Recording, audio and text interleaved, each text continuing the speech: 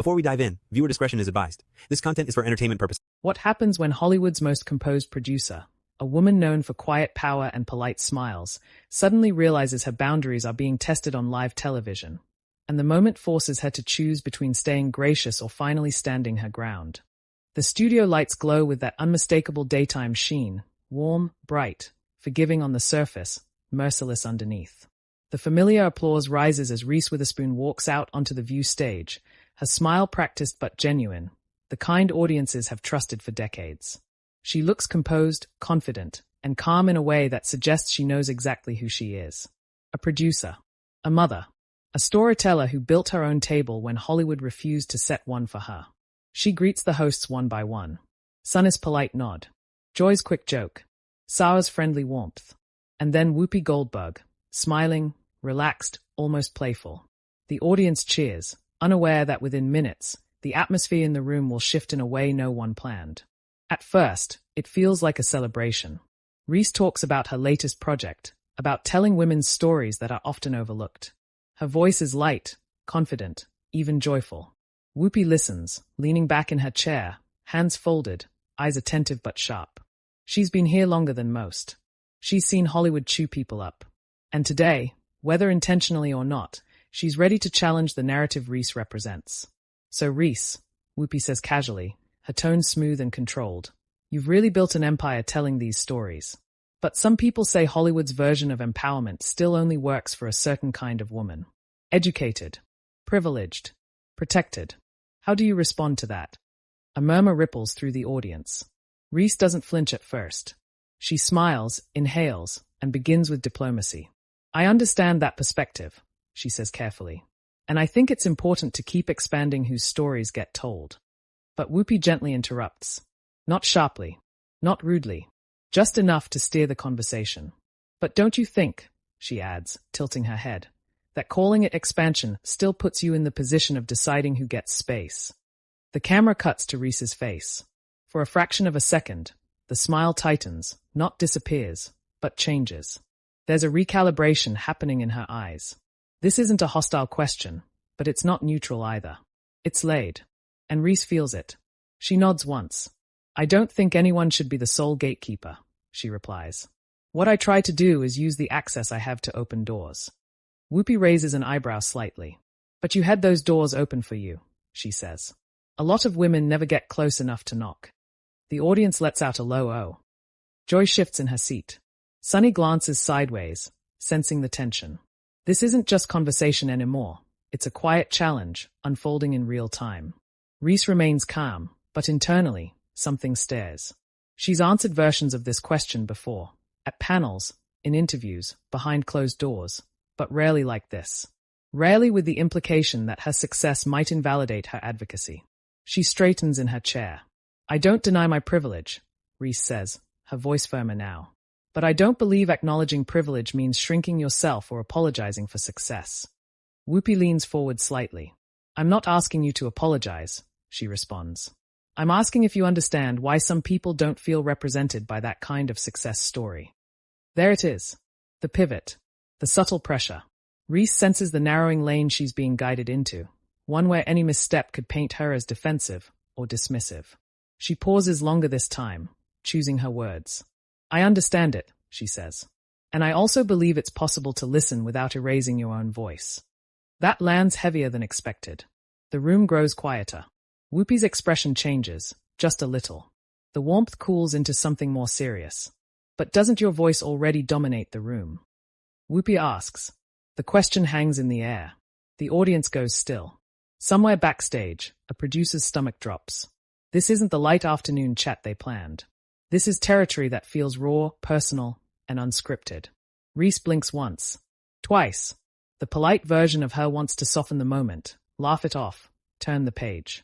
But another part of her, the part that fought to produce stories no one believed in, the part that sat in boardrooms full of men twice her age, feels a line being crossed. My voice dominates because I've earned a seat here, Reese says quietly. Not because I took it from someone else. That's when the energy shifts completely. Whoopi doesn't smile this time. A lot of people earn seats and still don't get them, she replies. That's reality. Reese nods. And that reality is exactly why I do what I do. Their words overlap just slightly. Not aggressive, but firm. Two strong perspectives pushing against each other under bright studio lights. The camera cuts to the audience, some nodding, some unsure, some leaning forward, captivated. This isn't just about Reese anymore. It's about who gets to speak, and how, and whether standing up for yourself means silencing someone else. Reese's hands clasped together in her lap. Inside, her pulse quickens. She realizes this isn't a general conversation. It's become personal. And for the first time, she senses that staying agreeable might cost her something more valuable than approval. I'm allowed to speak about my experience, Reese says, her voice steady but unmistakably stronger, without being reduced to a symbol or a problem. Whoopi exhales through her nose, a quiet breath that microphones still catch. Nobody's reducing you, she replies. But when you're at the top, scrutiny comes with that. And I accept scrutiny, Reese says immediately. What I don't accept is being told that my work somehow takes away from others simply because it exists. There's a beat of silence. Joy opens her mouth as if to intervene, then closes it. Sunny watches Reese closely now, recognizing something different in her posture. This isn't defensive Reese. This is resolved Reese. The audience breaks into tentative applause, scattered at first, then stronger. Reese glances toward them briefly, then back to Whoopi. And respectfully, she adds, I don't think empowerment is a limited resource. Whoopi tilts her head, studying her. I didn't say it was, she responds. But sometimes people forget who's still locked out. Reese nods slowly. And sometimes, she says, people assume the only way to open doors is to tear down the ones that already exist. That line lands. There it is, the moment viewers will replay, pause, dissect, and argue about online by nightfall. Reese hasn't raised her voice. She hasn't been disrespectful. But she has drawn a clear boundary. She is no longer absorbing the tension quietly. She's pushing back, with calm, controlled conviction. The hosts sit in a fragile balance, the conversation hovering on a knife's edge. Reese feels the weight of the moment settle in her chest. She knows this will follow her. Headlines will choose sides. Clips will circulate stripped of context. But in this instant, she's clear on one thing. She stayed true to herself. Whoopi leans back in her chair, crossing her arms loosely. Her expression is unreadable now, not hostile, but contemplative. The conversation isn't over. If anything, it's just beginning. And the audience can feel it. Because when someone like Reese Witherspoon stops smiling politely and starts standing firmly, the room pays attention, and the fallout is only just getting started. The applause fades, but the tension doesn't. It lingers in the studio like static after a storm, buzzing faintly beneath the surface smiles and practiced posture. Reese can feel it in her shoulders, in the way her back presses against the chair just a little more firmly now. The energy in the room has changed, and everyone knows it, but no one says it out loud. Whoopi shifts in her seat, uncrossing and recrossing her arms, her body language signaling that she's not backing down, but she's recalibrating. Reese senses it immediately. This isn't about winning. This is about control of the conversation. Sarah breaks the silence with a gentle pivot, her voice softer, almost careful. Reese, producing can be incredibly isolating. You're responsible not just for stories, but for livelihoods. How do you carry that without it weighing on you? It sounds like a reprieve, and on the surface, it is. Reese nods gratefully toward Sarah, but she doesn't relax. Her heartbeat is still elevated. She knows questions like this are rarely neutral in moments like these. It does weigh on you, Reese answers honestly. Every decision feels like it carries consequences far beyond yourself. But I also think responsibility shouldn't paralyze you. It should sharpen you. Whoopi lets out a short chuckle, not mocking, but not entirely warm either. Responsibility sharpens some people, she interjects, and blinds others. There it is again. The edge. Reese feels a flicker of irritation spark in her chest before she reins it in. She looks directly at Whoopi this time, no detour, no softening glance. I don't think blindness is inevitable, Reese replies. I think it happens when people stop listening. The words aren't accusatory, but they are pointed. The audience stares. A few heads turn. Someone in the front row nods emphatically. Whoopi meets her gaze without blinking. Listening is exactly what I'm talking about, she says. Listening to people who don't see themselves reflected in these stories you're so proud of. Reese inhales slowly. She recognizes the framing now. Pride versus responsibility. Visibility versus exclusion. It's a familiar battlefield, but the public nature of it makes every word feel heavier, more permanent. I am proud, Reese says. And I don't believe pride cancels out empathy. Sunny leans forward slightly, sensing the escalation. Can I jump in for a second? She asks, her tone measured but firm. This conversation seems to be circling around the idea of voice. Who gets to speak, and who feels heard? Reese, have you ever been told your voice was too much? The question catches Reese off guard, not because it's confrontational, but because it's uncomfortably personal. She pauses. Just a second too long for television. The audience notices. Yes, Reese says finally. More times than I can count. Whoopi's eyes flicker, curiosity breaking through the guarded exterior. Even now, she asks. Reese doesn't hesitate this time. Especially now. A low murmur ripples through the crowd. This is no longer theoretical. This is lived experience, unfolding live. Reese feels exposed, but also strangely grounded. There's power in naming the feeling instead of sidestepping it. When I was younger, Reese continues, I was told I talked too much, that I asked too many questions, that I didn't know my place. And when I started producing, people said I was overreaching. Whoopi tilts her head. And now, Reese says, people tell me I take up too much space. The silence that follows is thick. Even the cameras seem to hesitate, lingering on Reese's face. She's not angry. She's not defensive. She's stating facts the way one might read weather conditions, calmly, without apology. Whoopi exhales slowly.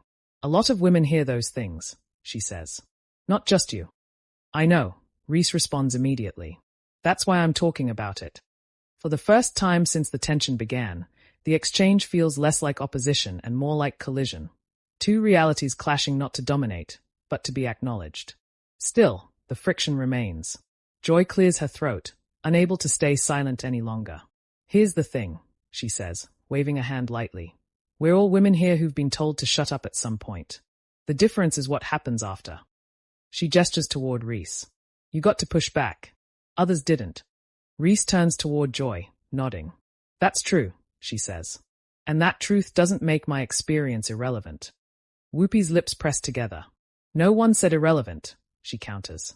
But relevance shifts when you hold power. The word power lands like a weight. Reese feels it press against her chest. Power. It's a word people use as if it erases vulnerability, as if influence neutralizes emotion. Power doesn't mean immunity, Reese says, her voice lower now. It means accountability. And you're accountable to who? Whoopi asks. Reese meets her eyes. To myself. To the stories I choose to tell. And to the people who trust me to tell them honestly. The audience applauds, louder this time, more confident. Reese hears it but doesn't look away. Her focus stays locked on Whoopi. For a moment, it seems like Whoopi might push harder. Her jaw tightens slightly, her fingers tapping once against the table.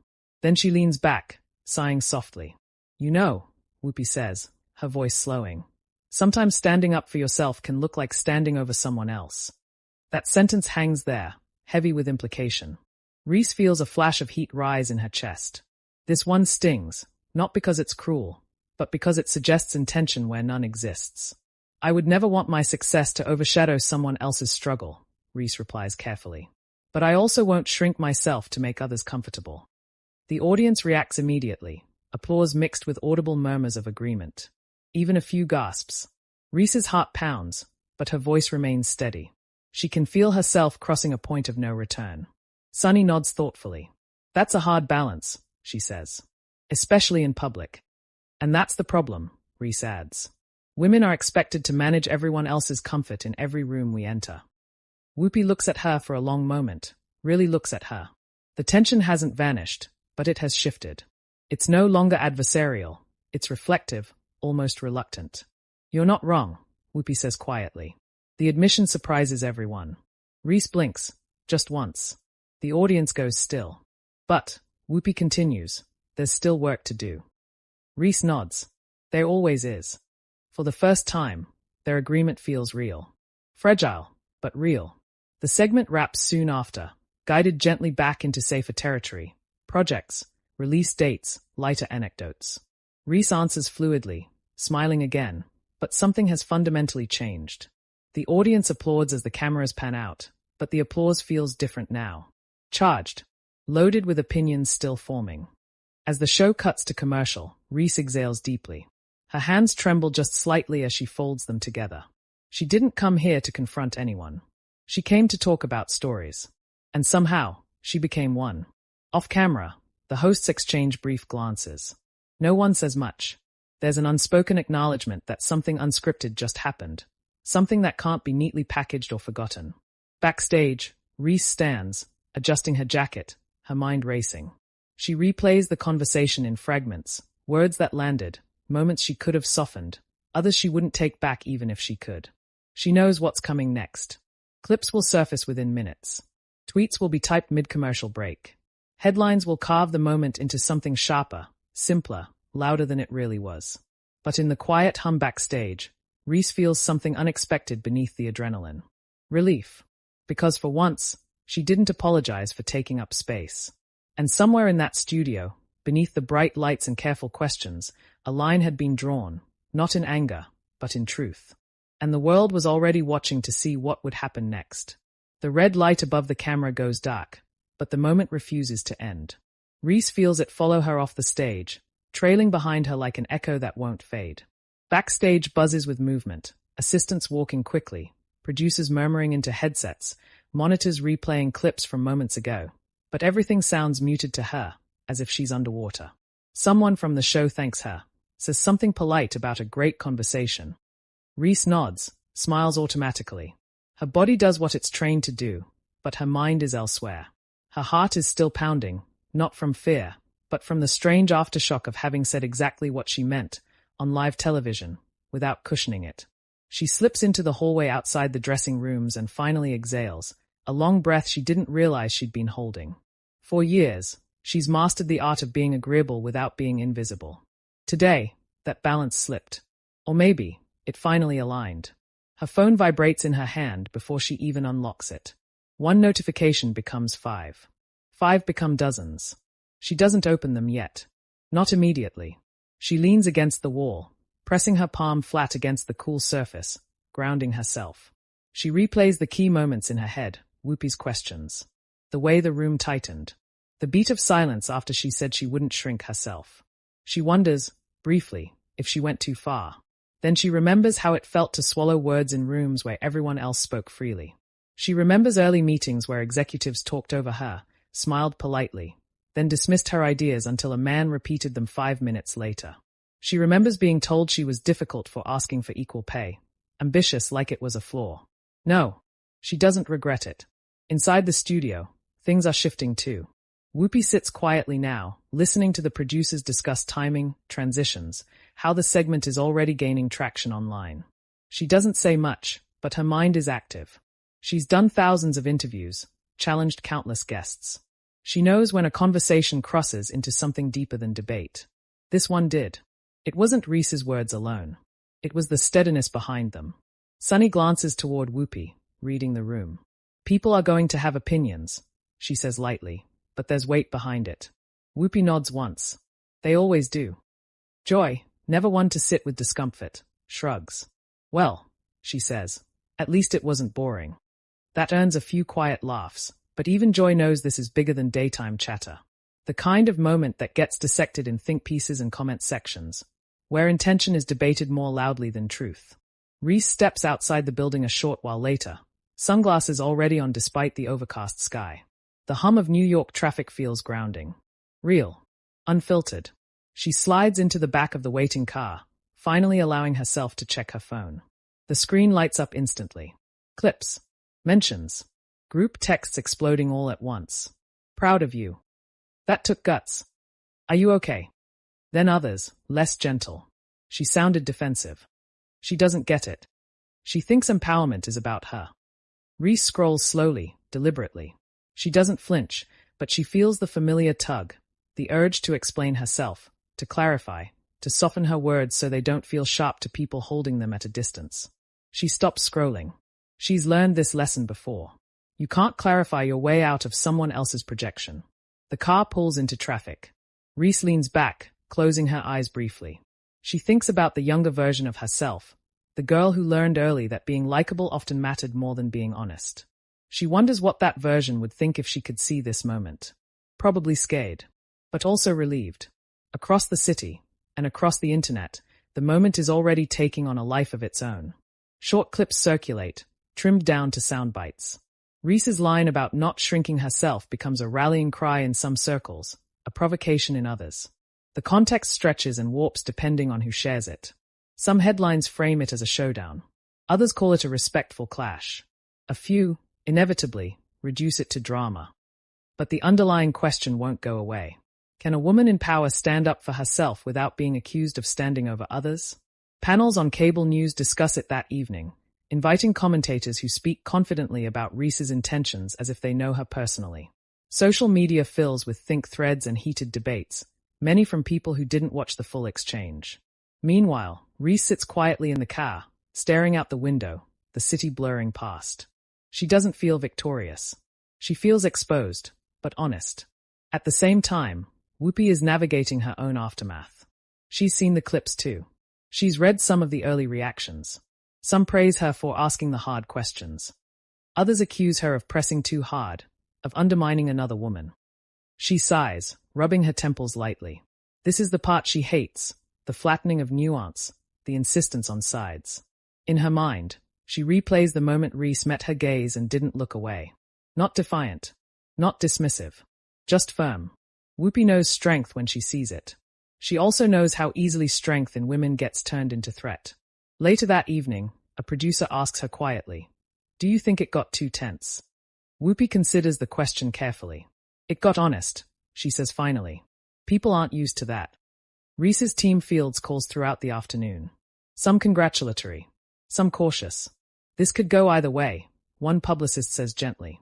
People might expect a follow-up. A statement. Reese listens, hands folded, calm. "I don't want to apologize for something I meant," she says. "And I don't want to escalate something that doesn't need more heat." There's a pause on the line. "So, you want to say nothing?" "I want to let it be what it was," Reese replies. "A conversation." Silence again. "Then, that's risky." Reese smiles faintly. "So was everything else I've ever done." As night falls, reactions continue to roll in. Messages from women across industries. Writers, directors, young actresses, executives. Women who say they felt seen, not because Reese claimed their experience, but because she refused to erase her own. One message stops her mid-scroll. "Thank you for not pretending it doesn't hurt when people ask you to make yourself smaller." Reese swallows hard. That one lands deeper than the criticism ever could. Elsewhere, Whoopi watches a replay of the segment alone. Without the studio noise. Without the audience reactions. Just the words. She notices things she missed in the moment. The way Reese's shoulders squared when the questions narrowed. The way her voice stayed steady even as the stakes rose. She doesn't see arrogance. She sees resolve. The next morning, the story hasn't cooled. If anything, it's grown. Morning shows reference it. Podcasts dissect it. Viewers pick sides with a fervor that surprises even seasoned media watchers. But beneath the noise, a quieter conversation is emerging, one about boundaries. About voice. About what standing up actually looks like. Reese wakes early, unable to sleep. She makes coffee, sits by the window, watching the city wake up. For the first time since yesterday, she allows herself to feel the weight of it all. Not regret. Responsibility. She knows moments like this ripple outward. She knows someone will take her words out of context. She knows someone else will feel empowered by them. She doesn't control that. What she controls is this. She spoke as herself. Fully. Without apology. Her phone buzzes again. A new message. This one unexpected. It's from a number she recognizes. Whoopi. Reese hesitates for half a second before opening it. Been thinking about our conversation. The message reads. Not everything lands the same for everyone. But I respect you for standing your ground. Reese reads it twice. Then once more. Her shoulders relax. She types back slowly, carefully. Thank you. I respect the space you hold too. These conversations matter, even when they are uncomfortable. There's no immediate reply. And that's okay. Across the city, across the screens, across the conversations happening in living rooms and group chats, the moment continues to reverberate, not as a clear victory or defeat, but as something messier and more real. Two women. Two truths. One public moment that refused to stay simple. And the most powerful part, Neither of them looked away. By the time the day winds down, the narrative has taken shape, but it's not finished. Because tomorrow, the reaction will deepen. The meaning will shift. And the final question will be asked not by hosts or headlines, but by the audience themselves. Was this confrontation, or was it something else entirely? The answer is still unfolding. And it's heading toward something no one expected next. By the time the sun dips behind the buildings and the city settles into its quieter rhythm, the moment has already escaped the confines of the studio. It's no longer just something that happened on a morning show. It's a conversation moving through living rooms, comment sections, group chats, and late-night debates, reshaped every time someone replays it and asks themselves where they stand. That night, audience footage surfaces, cell phone clips from inside the studio, shaky angles capturing reactions the broadcast cameras didn't linger on. A woman in the front row nodding fiercely as Reese spoke. Another guest pressing her lips together, uncertain. A ripple of applause that started hesitant and then swelled, like people realizing together that they were witnessing something unscripted. Online, the divide sharpens. Some viewers praise Reese for what they call quiet bravery, for refusing to apologize for existing in her power, for saying out loud what so many women are trained to swallow. Others accuse her of missing the point, of centering herself in a conversation that wasn't meant to be about her comfort. And right in the middle are people who don't know what to think, but can't stop thinking about it. Talk shows replay the clip the next day, hosts leaning forward, pausing the video mid-sentence to analyze tone, posture, phrasing. They debate not just what was said, but how it was said, as if decoding a high-stakes negotiation. Words like boundary, privilege, voice, and accountability are tossed around with certainty, even when certainty doesn't apply. But beneath all of it is something harder to name. Recognition. People recognize that feeling, that tightness in the chest when you realize the way you've been speaking politely is no longer protecting you. That moment when staying agreeable starts to feel like self-erasure. That instant when you decide, consciously or not, that you're done shrinking. In her own quiet space, Reese watches some of the coverage. Not all of it. Just enough to understand the shape the conversation has taken. She notices how often her expressions are frozen into still frames, her calm mistaken for coldness, her steadiness reframed as defiance. She doesn't correct it. Instead, she thinks about the women who reached out privately. The assistant who wrote, "I saw myself in you." The executive who said, "I wish I'd learned to do that sooner." The young actress who admitted she'd practiced saying no in the mirror after watching the clip. Those messages matter more than the noise. Across town, Whoopi prepares for the next day's show. She's been in this position before, on the receiving end of public interpretation, her intentions dissected by people who've never sat at the table she occupies daily. She knows better than to take it personally, but that doesn't mean she doesn't reflect. On air, the following morning, the moment is addressed carefully. Not defensively. Not dramatically. Yesterday's conversation got people talking, Whoopi says calmly, looking straight into the camera. That's not a bad thing. She doesn't take anything back. She doesn't double down either. She frames it as dialogue, as tension that comes from lived experience colliding, not from disrespect. And that restraint changes the tone. Viewers notice. Some expected fireworks. Others expected apologies. Instead, they get something quieter, and, in its own way, more powerful. Reese doesn't appear on any follow-up shows. She doesn't release a statement crafted by publicists. She returns to work, to meetings where decisions are made behind closed doors, to scripts that center women who speak even when their voices tremble. But she carries the moment with her. In one meeting, a junior producer hesitates before offering an idea, then stops herself, glancing down. Reese catches it instantly. "Say it," she encourages gently. "Don't edit yourself out." The woman looks surprised, then relieved. She speaks, and Reese listens. That's the quiet ripple no headline can capture. Meanwhile, the audience, those who watched live, those who saw clips later, keeps replaying the exchange in their minds. Not to assign blame, but to interrogate their own reactions. Why did that line sting? Why did that answer resonate?